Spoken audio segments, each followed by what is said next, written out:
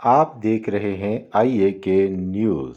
آزاد کشمیر میں 31 سال بعد بلدیاتی انتخابات کی گہما گہمی، عوام میں الیکشن کا جوش و خروش۔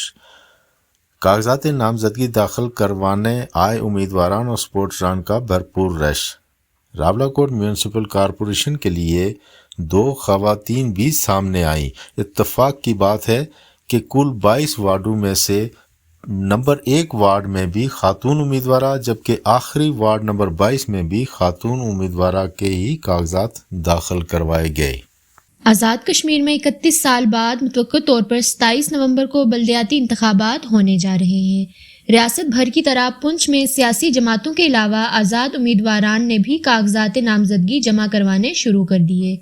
عوام میں جوش و خروش دکھائی دے رہا ہے۔ پاکستان پیپلز پارٹی کے 15 امیدواران نے پیپلز یوتھ آرگنائزیشن کے چیئرمین سردار ببرک خان کی قیادت میں کاغذات نامزدگی جمع کروائے، جنہیں ریلی کے ساتھ احاطہ عدالت لایا گیا۔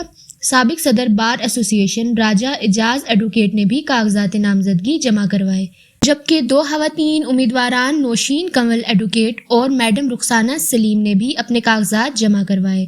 ریٹرننگ آفیسران کے پاس امیدواران کا رش دکھائی دے رہا ہے۔ امیدوار اپنے سپورٹران کے ہمراہ بڑی تعداد میں کاغذات جمع کروا رہے ہیں۔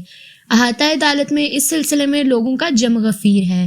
امیدواران کے کاغذات نامزدگی جمع کروانے کے ساتھ ہی بلدیاتی الیکشن کا ماحول بھی نظر آنا شروع ہو گیا۔ ہوٹلوں اور دیگر مقامات پر صرف بلدیاتی انتخابات پر ہی بحث چل رہی ہے۔ پارٹی ٹکٹ نہ ملنے پر اکثریتی امیدوار آزاد حیثیت سے کاغذات جمع کروا رہے ہیں۔